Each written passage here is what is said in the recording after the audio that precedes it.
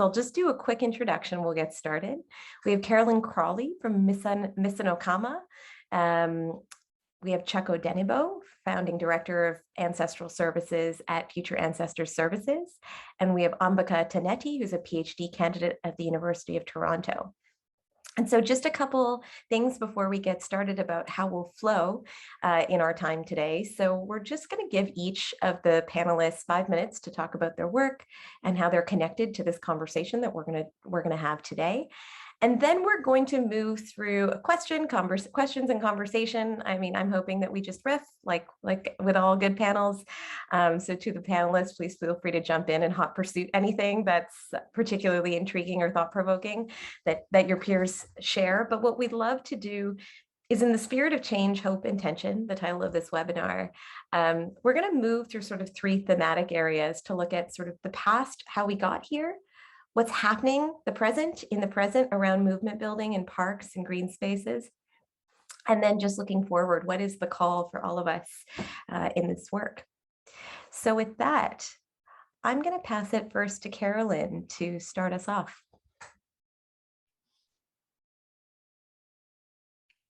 Okay. I'm Gretch. Ani Bojo, Gwe, Scano, Tanse, Wache. Good afternoon, everyone. Maybe it's, yeah, I guess it's the afternoon, maybe late morning for those who are on the West Coast. Thank you for taking the time to be here today. And I also want to just say thank you for that invitation to come and share with you all. So I just want to share a little bit about who I am and what I do. My ancestry, I'm Mi'kmaq, Black and Irish. And I'm originally from the East Coast, Mi'kmaq territory, but Takaranto has been my home since a young child. And I currently operate my own business called Misanokama, which translates to all my relations in Mi'kmaq. And really what that means is from Indigenous perspectives, from coast to coast to coast, we have that phrase in our languages, all my relations. And it's really looking at all of the beings as our family, as our loved ones. And I don't want to get too much into that because I know I only have a bit of time, but I'll try to explain that throughout the talk when I'm sharing today. So the work that I'm doing is I'm passionate about supporting people to reconnect with the earth, as there's no separation between us. From many Indigenous peoples, as I mentioned, that they are our relations to be treated with as much love and respect and reciprocity as we do our human relatives. And so it's important that everybody knows that all of our ancestors at one time and place were in a deeper, more meaningful relationship that was culturally unique and specific to where they were located. And we can still see today that many cultures around the world are still in that practice, in that relationship. So my work is really about creating opportunities for people to return home to that relationship. You know, we're in a critical time, as we know, and for me, it's really important to create that opportunity for people to connect with the earth in maybe a different way. And so the work that I do are in the local parks, mostly in the city parks and ravines, but there are times that I've done them in provincial parks. And so what I always share is that the earth, you know, was our first teacher and also our first healer and our first grocery store. And there's a lot of, as Indigenous peoples, we knew that if we were to step out of that relationship, or like, and because we've been forcibly severed from that relationship in many ways throughout history, and maybe we'll get into to talk about that in a bit, but we've always known that when, you know, to be healthy, we need to be in that balance with the relationship. And so when people spend time out on the land in that relationship, you know, it can reduce the feelings of anxiety and depression and PTSD. It can actually increase our our NK cells, which is a type of white blood cell that actually supports our immune system, because all the plants and the trees emit a chemical called phytoncides. And so, you know, the work that I do is really not just about what can we get from the parks, you know, the parks. And I say the parks because even the word park feels like a separation just in that language. So when I think of the parks, I'm thinking about the land, the earth, right? And all those relatives, all the interdependence connections that are there. And so it's not for me, like when I'm sharing the work, it's not about what we can get from the parks or from the earth, but also what can we give back? Because it's important to be in a healthy reciprocal relationship. So how do we find that way of going back to that? And we could see that, oftentimes we'll hear about, and I know people in my life who are land defenders and water walkers and protectors, right? Who are standing up for the waters and the lands and the beings, right? And also thinking of those 7 generations ahead.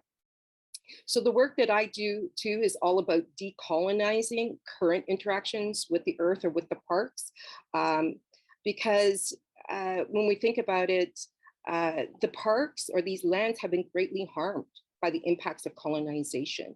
And so when we're talking about reconciliation, reconciliation also has to happen between, with the parks or with the land as well.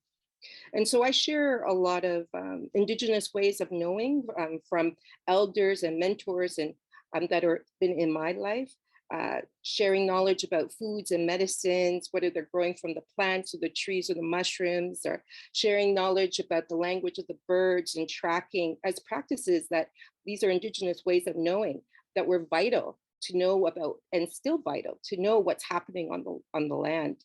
And then also sharing the work that I do in the Indigenous Land Stewardship Circle that's based here in Takaranto, that's building relationship in what's known today as High Park. And so that circle encompasses elders, knowledge carriers, earth workers, academics, and it's a collaboration between many of us who are from different nations and settlers and newcomers. And so the work that we're doing is really about fulfilling our sacred and treaty responsibilities to care for the land and to be in that reciprocal relationship that considers the future generations of all the plants, of all the animals, of all the beings, the waters, and so forth. And so when I think about some of the tensions in the work that I've been doing, it's often that if I am harvesting, because I'm exercising treaty rights, in that relationship, if I'm harvesting, and I'm always harvesting in that good way, because I'm thinking about all the beings, it's not about just me. And if I'm harvesting, there's oftentimes where I have people telling me what I can and cannot do in the park. Also times there's challenges that we've had in expressing as through the Indigenous Land Stewardship Circle, when we've had meetings with city staff who don't understand our valued way of knowing. And it's often prioritizing Western science over Indigenous knowledges, which also within Indigenous knowledges is science, because we had sciences amongst all of our nations. And then also too, part of that work, and when we think about the tensions, is just recently, a few years ago, there used to be, there hasn't been prescribed burns in High Park for a couple of years now because of COVID. But prior to that, these prescribed burns were happening with no acknowledgement of it being a practice used by Indigenous peoples from all across the lands here in Turtle Island.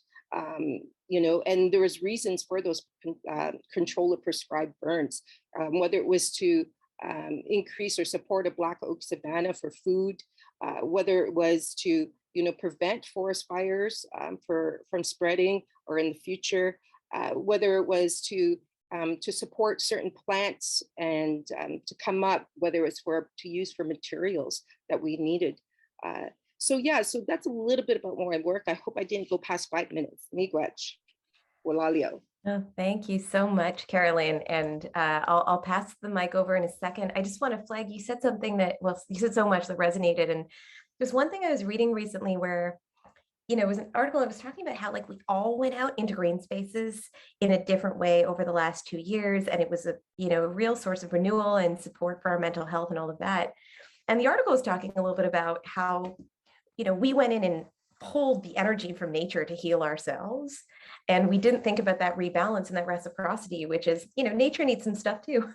Nature needs some love too. And it's been really all about how parks can help us, how green spaces can help us. And I really appreciate you bringing into the conversation the attention and the responsibility and the recklessness, to be honest, if we don't work in that space of reciprocity and heal back, right? Give some of that energy back.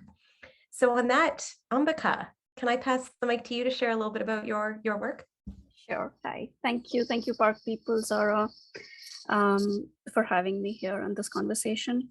I came here as an immigrant to Toronto in 2012.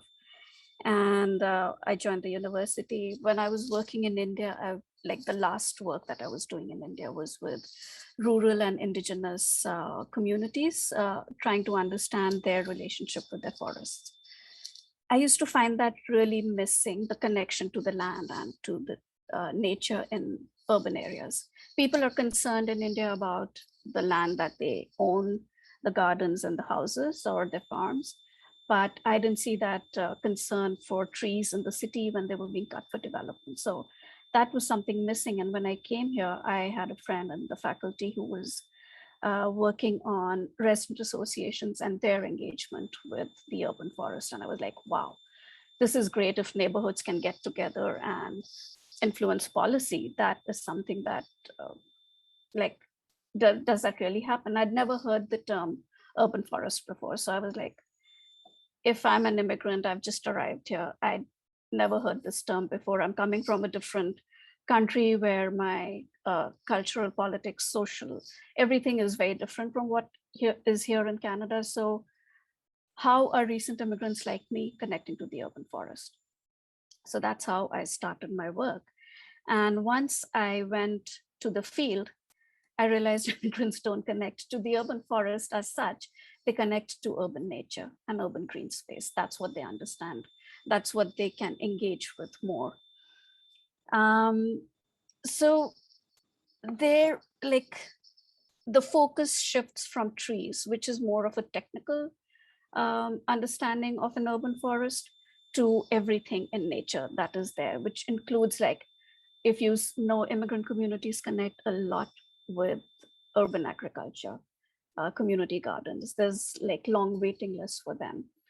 COVID has had some change, made some change. Earlier, you wouldn't hear of too many immigrants going into, like, that was something I was hearing constantly during my fieldwork, was we see a lot of immigrants in the parks, or immigrants as people of color, which again is a term that we can try to sift out and understand what that means. We are also settlers. So a lot of immigrants are found in parks, people of colors are picnicking, socializing, but you rarely find them in the ravines or in the trails.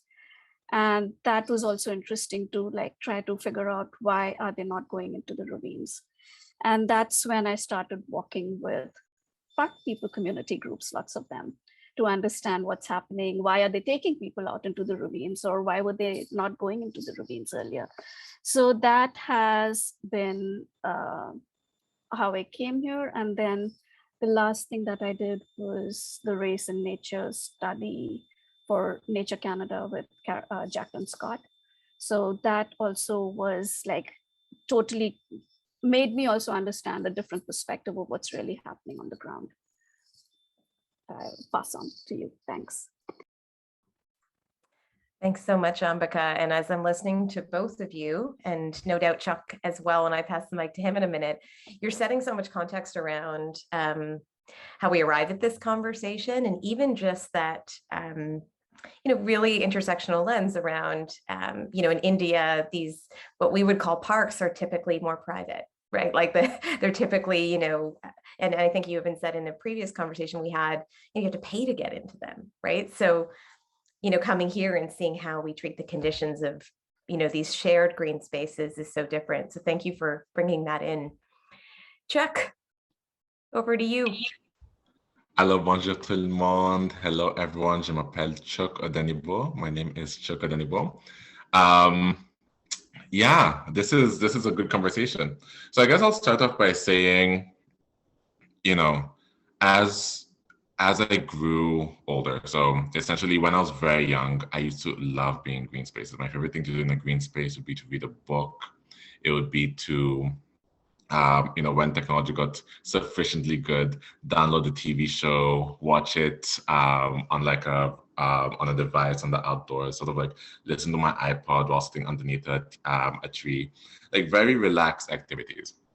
And so as I grew sort of older, I started to sort of feel like nature wasn't for me. Nature isn't really a thing for Black people. It's just not really a thing, right? And I kind of came to that realization via, the faces of the people that we see in outdoor spaces, the faces of the people that we associate with environmentalism and as being environmentalists, the kind of activities we associate with outdoor spaces. And it's taken a while, but essentially sort of understanding how the various components of my identity have influenced the ways in which I see, understand, and interact with nature and with the environment. And so it wasn't until university when I took a more intellectual interest in the environment and took a couple of environmental courses that I then had a professor. And I remember this distinctly. It was a third-year sustainability course. And for our final exam, the professor was like, for your final exam, you've got two options. Either A, you can do something to change the world in the next 2 weeks and submit proof of that to me, and I will mark that. Or you can do a literature review of papers. And I was like, what could I do? And so I checked municipal bylaws in the city of Kingston. I was going to Queens at the time. So I checked municipal bylaws in the city of Kingston and had a photo shoot with some friends where we were naked in an outdoor space with computers and books and all these things. And titled sort of that entire composition, My Green Dream, the idea of reintegrating with nature while still being very much human. And I submitted that to the United Nations because that year was the year the UN was having their Year Plus 20 conference on sustainable development. And the United Nations published it on their website. So you had world leaders just casually seeing me naked. Anyway, submitted that to my professor, who was also shook at that seeing me naked. But what was really interesting was sort of this aftermath of people really identifying with a different environmental message, and me sort of realizing that, wait, I'm not the only one who approaches nature differently. I'm not the only one who has a different relationship with the environment, but still wants to protect it. And so that is what sort of really pushed me into environmental and into sort of green spaces. And as I sort of worked in green spaces, there were lots of limitations that came from various components of my identity. So I used to work as an environmental scientist in the oil and gas industry in Alberta. And I used to have to go, when we were going to rural areas, I used to have to go with my white boss, who would then knock on people's doors, because a lot of well sites are on people's private land and private farmland. So you'd have to like knock on people's doors and be like, hey, just to let you know, the person's going to be like evaluating the land is Black. Just so you're aware, don't shoot him, please. Which made me feel guilty because I was the only one who had to have my boss accompany me, whereas all the other stuff workers at this organization were able to sort of go out and be independent. So I felt almost guilty, right? And then you have sort of that experience coupled with experiences where I was in Haida Gwaii, talking to a team member in French, and someone who was not at all related to the conversation comes up to me and is like, "You're in Canada, speak English." And I'm like, we're in Canada, that's precisely why I speak French. What is happening right now? And so all of these sort of experiences kept on happening to me as I'm trying to do environmental work. And it sort of really clicked to me that it's not just sufficient to fight for the environment. I have to fight for environmental justice. I have to fight for justice in green spaces and justice when we talk about environmental movements and climate movements. I don't get a choice, right? There's often a lot of very prominent environmentalists have often said things like climate change is the largest threat that we have to deal with, or X, Y, Z. Or whenever I talk to people in parks, it's really sort of, we need to really sort of conserve the land and protect nature and all these things. And that is the most important thing for our future generations. And while that's all very true, it ignores the fact that it's incredibly difficult for racialized people and people of other marginalizations as well, but especially racialized people, to participate in these processes, and to really sort of get out there and advocate for the environment when we're also having to deal with all of these barriers that come from components of our identity that we have no control over. And so that is how I started my two organizations, the Poison the Apple and Future Ancestors Services. So the Poison the Apple, I started with Samantha Matters, who is this phenomenal, fantastic Métis woman. And the goal of the organization is to really sort of rebrand nature, right? In the most multicultural country in the world, we branded nature as really just being for white men. And that shows in the demographics of people who do visit parks and who do go out onto those trails that Ambika was talking about, and who try and access those trails and whatnot. And so it's sort of trying to rebrand nature as being for everyone, rebrand what it is we see as an activity in nature, rebrand what it means to be an environmentalist, so that everyone can look for ways in which they can connect with nature at a personal level. And in forming that personal connection, look for ways to fight for the environment. And then on the other hand, we also have Future Ancestors Services that I founded with Larissa Crawford and Samantha Matters. Again, two phenomenal Métis women. And you know, our organization seeks to really sort of act in a way that is dignified of people who are calling themselves the ancestors to the future generation. So it's like, how can we reconstruct our society, reconstruct our systems, and reconstruct our world in such a way that when the next generation is born, they're born into a world where they're able to fully blossom without the difficulties and the barriers that we have faced.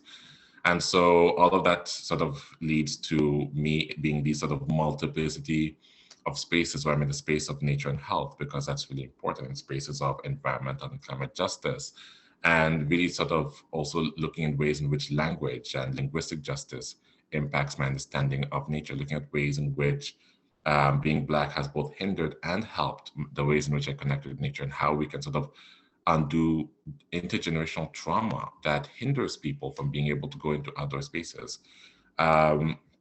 So in recognition that I only have 5 minutes, I'm gonna sort of stop talking now, but yeah, that's kind of how I've entered into these spaces. A love of nature, but also a realization that there are barriers that are limiting my ability to truly connect to the land and love the land.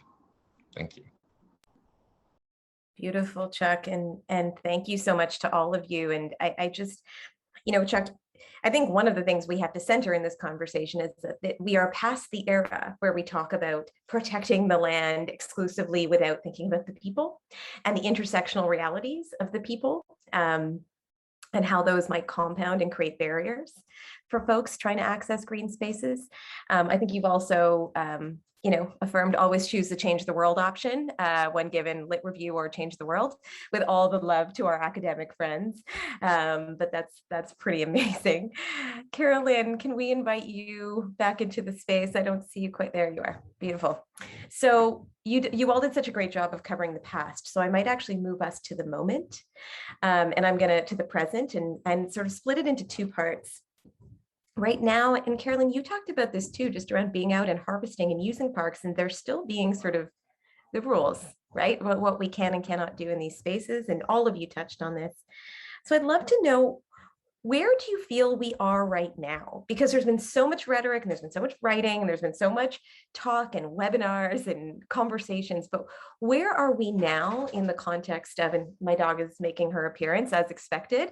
Welcome all creatures. But where are we now in terms of access to green space for Black, Indigenous, racialized folks? How do you feel the present moment is sort of opening, or still, you know, keeping those barriers in place? Yeah, I think, you know, just listening to what has already been shared and how that's resonating, I think there's still so many barriers when we're talking about access. And also too, when I think about many of the parks are the people that are in positions of power are people who are white settlers.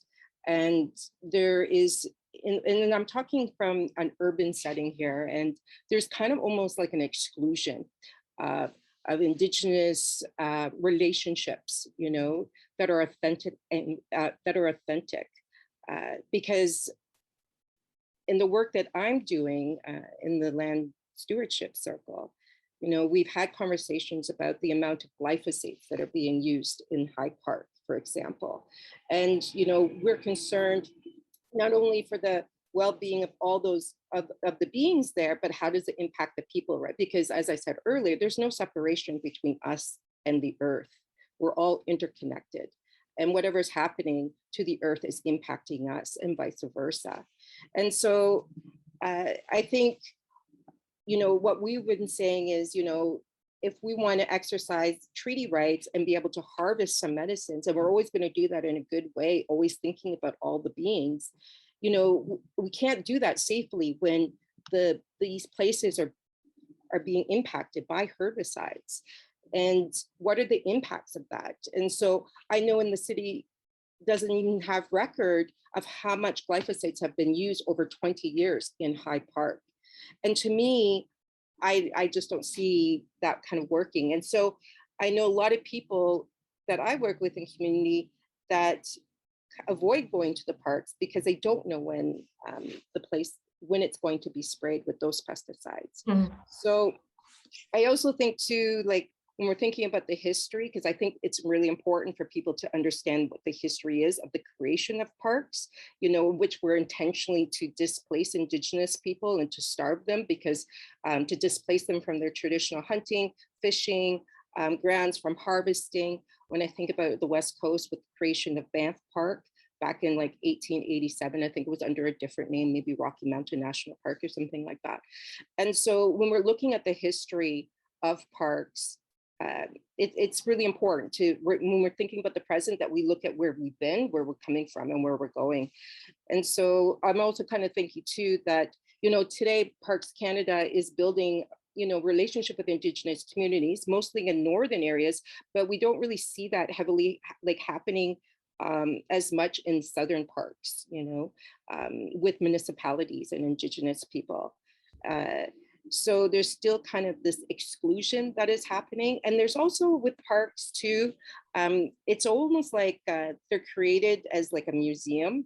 And so it's like, it is really like something that's separated from us, stay on the path or the trail, don't touch, don't harvest, that sort of thing. And so it's really lacking relationship, which is very different from Indigenous ways of knowing, because all the lands, you know, there was caretaking involved. It wasn't about leaving the land and having it pristine and untouched. There was relationship there.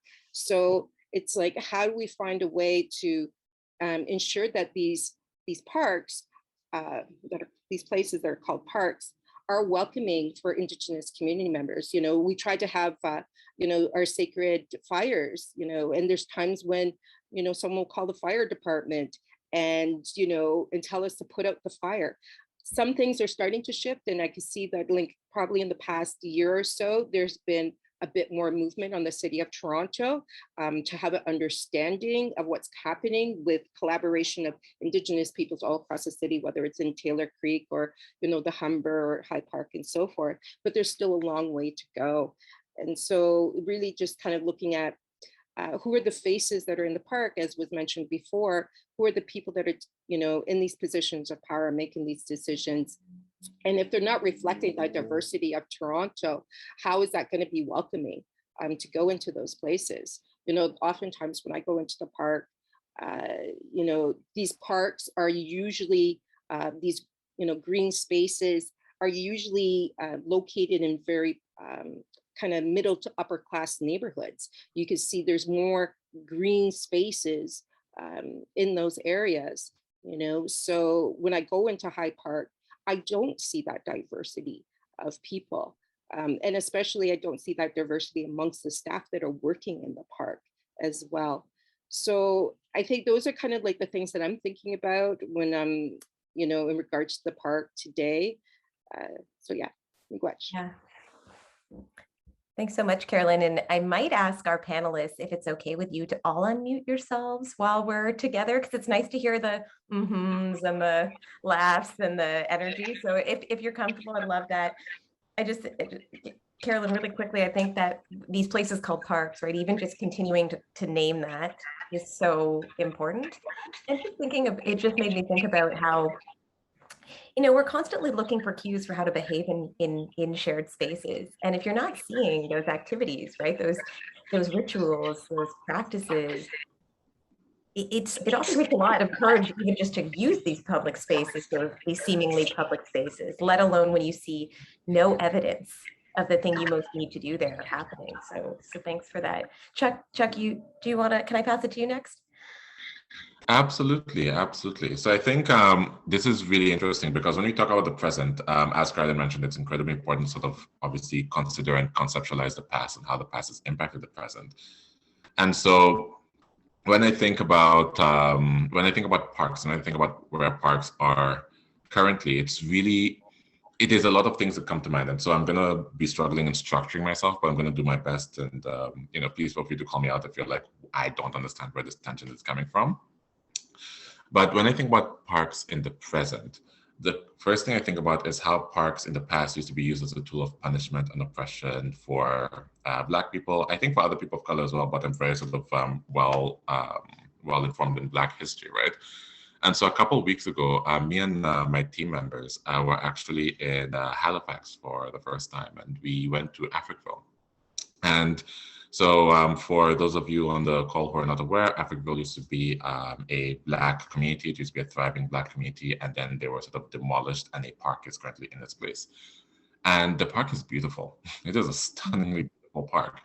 But I felt physically ill in that park after learning the history of what happened in that park, and the fact that the park, this beautiful, stunning park, was used as a way to displace Black people and move them from self-sufficiency into what is currently largely a state of poverty. And we saw that as well with Horgan's Alley in British Columbia. We've seen how in the past, Black people who were promised land for fighting in World War II were given the land that was known to be, infertile, right? And so we see deserted communities in Alberta that used to be thriving Black communities, but they were not able to grow anything on that land. And so they slowly sort of migrated to urban centers. And I think about sort of the ways in which that influences our understanding of nature today. Black people, for example, are the most highly urbanized population in Canada. 94% of Black people live in an urban area. And a large chunk of this is that that lack of ability to connect as a result of intergenerational trauma, where nature was used as a tool of harm. And so if nature is used as a tool of harm, now Black people in today's generation have the burden of trying to re-establish a different relationship with nature in hopes that they're able to sort of stop that trauma from being passed on to the next generation of Black people, whether those Black people are coming in from immigration, those Black people are born here. So there's sort of that piece I'm thinking of. The other piece I'm thinking of is the lack of inter-BIPOC conversations that take place, right? So often as people of color, as Indigenous people, as Black people, we have a habit of really sort of talking to the people who hold power, which are currently white people, especially white men.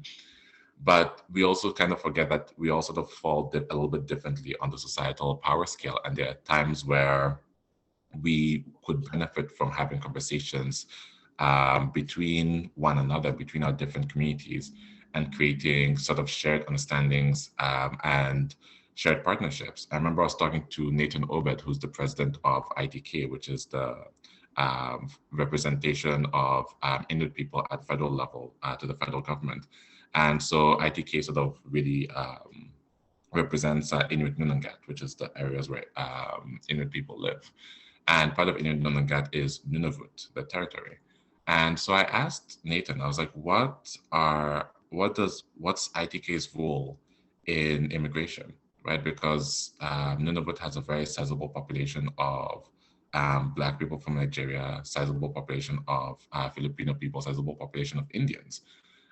So, you know, what is ITK's role in helping immigrants connect to this new land? And also make sure that they're sort of connecting with Inuit culture, because that's the land that they're entering into. And he was like, "Oh, Inuit people are very welcoming." I'm like, that's not a policy, right? That's a lack of conversation. That's a perpetuation of a problem that's happening. We talk about lack of multilingual conversations, right?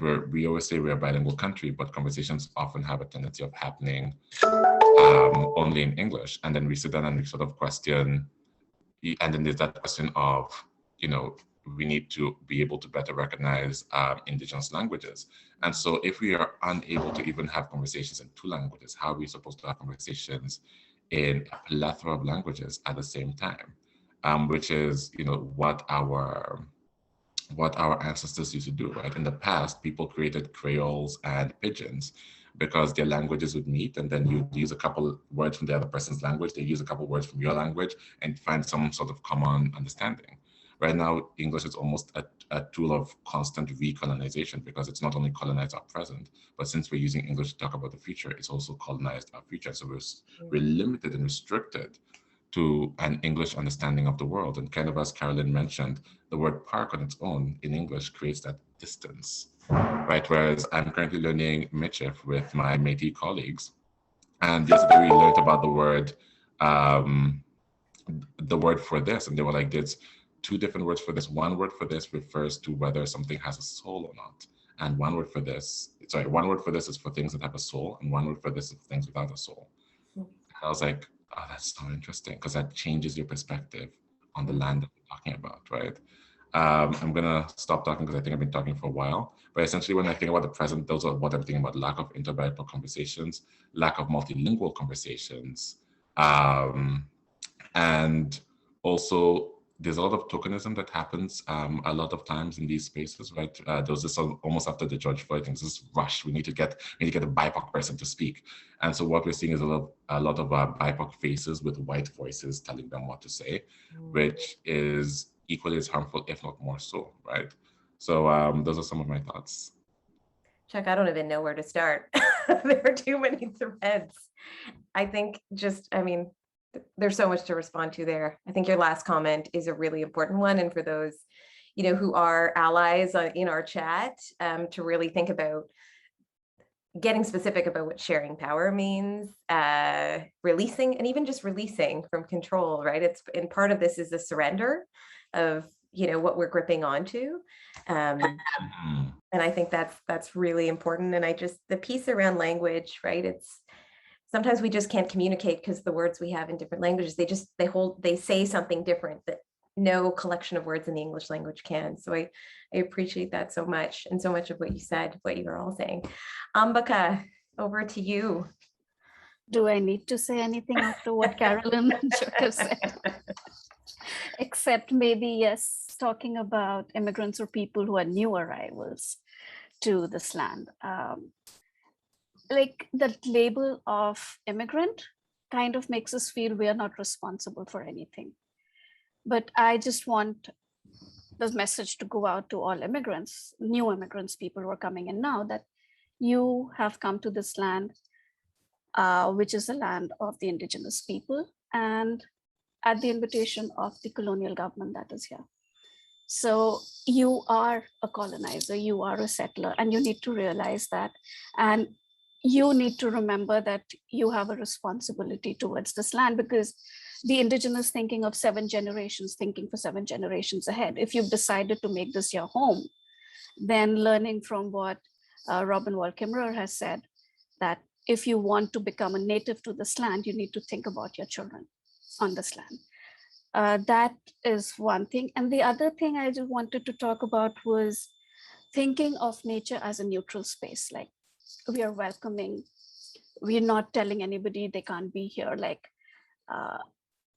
nature is open. Nature is not the problem. It's the people who have created those spaces or who are in those spaces that's the problem. And that was one of my findings, what people said, like, often the myth is that one is immigrant people are not interested in environmental issues, and they don't go into parks and ravines because they feel there are bears here. No, we do know that there are no bears in Toronto. We do know that. Maybe we're just trying to throw you off because you asked us that question. But it's the people, the look that we heard about. It took me some time to understand what the look was, because I feel I am not one of those ethnic minorities who you can look at and say, oh, she is from India. I could be from Latin America, from Spain, from Portugal. Like, that's what I've heard from people. So I can be I'm not a threat to anybody. So we brown people don't like to talk about race. That's another problem we have. So how do we have those conversations that Chuck just mentioned?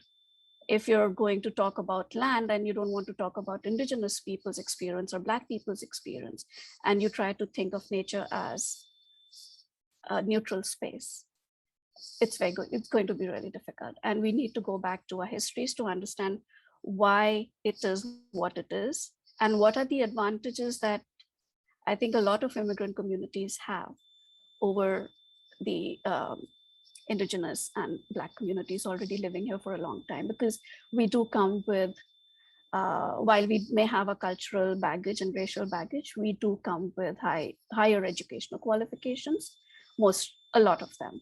So they are able to climb up faster, like up the social ladder faster than a lot of other people. We don't have that historical burden on us. So we don't think of what's happened in the past, and we can just like, okay, we are here to make economic gains. We're here to settle. This is what we're going to do. So just wanted to think about those two aspects of immigrants when we're talking about Black, indigenous, and people of color on this land. Ambika, thank you so much.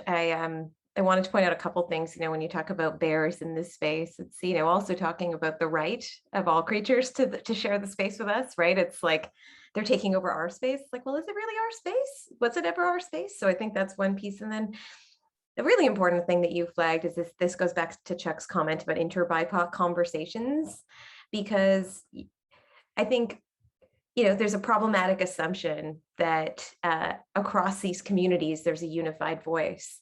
And we've seen that there's a lot of lateral violence, right? Community to community fighting for space. And we want to be considered. And I think for us to get to a place of solidarity, and specifically to focus on our Indigenous friends and our friends from the Black community across this country, to say, what do you need, and be in solidarity. I think that even that is a conversation that is so complex and tough on its own, separate from talking to our, the white friends and allies. So I appreciate you flagging that. We are down to the wire. So there's so much more. There's days of richness and wisdom in this group. What I might ask, and this is, is just a really quick 30 seconds from each of you, which is the worst. So just say whatever you want to say, and I will give you each 30 seconds. Just let's look ahead. Let's look into sort of tomorrow and the days after, and where are you feeling hope, and where can we keep pushing as a collective, as the 224 people on this call, as a collective invested in what each of you are talking about. Where can they push? Where can they actually start to tomorrow move forward some of the things we've talked about today? And Chuck, you're nodding, so I'm going to go to you first, but 30 seconds to a minute. Dear Jesus. Okay. Doing my best. So I always love ending on a feature note, so I'm actually really happy that we're able to end on a feature note.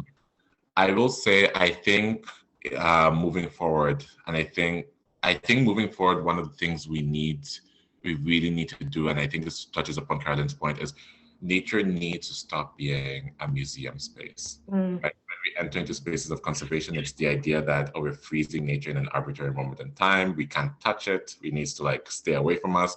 And that creates a lot of harmful rhetoric, because we're not seeing ourselves as part of the environment. And if we don't see ourselves as part of the environment, why are we fighting to save it? Seriously, why am I fighting to save a park that I can never enter into? So you sort of got that piece of, we need to stop seeing nature as incredibly static and start understanding that there's a multiplicity of nature and a multiplicity of ways of being in nature, and to stop seeing everything as nature's enemy. Because I think there's also a lot of false dichotomies that have been created throughout time, where we sort of see homeless people as nature's enemy, or we'll see technology as nature people's enemy, and all these different things. And so to sort of try and end this, there's this one meme that I think went around for a while and still goes around once in a while, where it's if trees produced Wi-Fi, we'd stop cutting down trees. So why don't we just have Wi-Fi on trees. Like, I don't understand why that's unimaginable. That would be amazing. I would love Wi-Fi on trees. So really sort of being open to a multiplicity of futures and recognizing that nature is not static. We should not try and make nature static, because in doing so, we're doing nothing but harming the environment and also harming ourselves in turn.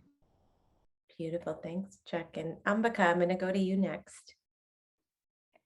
So I think it's about building relationships with the land and with the people across all cultures is what stands in hope for me. Unfortunately, in Toronto, we have very few stewardship sites where people can build those relationships, but we need to get people more aware of where they are, what is happening there, and have more representation in those sites. Thank you. Thanks, Ambika. And we will end as we began, Carolyn, with your voice. Wallen. Yeah, Ambika said it's relationships. Relationships are the foundation of everything.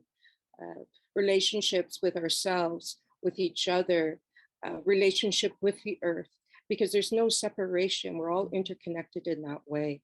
And really kind of looking at starting from ourselves, how do we deconstruct some of that conditioning? How do we shift the language of how we speak about the land, all of those beings? How do we work in collaboration? You know, I know there's like bringing Indigenous and Black and people of color communities together to share our culture, right? There's so much there that we can share and learn from each other, to connect on the land, to be doing ceremonies on the land, you know, in that way, not only for us, but for the earth. I think it's so important because we have to be thinking about those generations that are yet to be born, and not the generations of people, but the generations of all beings. So miigwech, Valalia. Thank you so much, Carolyn. Thank you to all of you. This is like, I wish we could throw up emojis in a webinar, but my screen would just be covered in gratitude and hearts. I would, as I'm wrapping up, ask everyone in the chat to just share some love. It can be a word, it can be some gratitude, it can be where your mind and heart is at right now. But if everyone could just take a moment and put a word in the chat to just so that our panelists can feel your energy. And for those of you who are keen to learn more, you can check out Park People's website, parkpeople.ca. There is our awesome 23-day conference coming up in 2022, which we hope to see you all at, to see all of our panelists and all of you at. And it'll be our third national conference. And I think to the points made, it's about building connections and relationships. Finally, we have the pup made the appearance. But really to come together to build those relationships so that we can collectively start to think about the future of these green spaces and how we work together in reciprocity with them. So subscribe to our newsletter to stay informed and stay updated on all the latest conversations and awesome activities, and keep in touch. And I think there'll be a short survey being sent around, so let us know how this was and how you enjoyed this webinar, and have a beautiful rest of your week and weekend. And we hope to see all of you very soon. Thanks so much for joining us. Au revoir tout le monde. Mama P, take care, everyone. Wishing you good health. Thank you. For mine.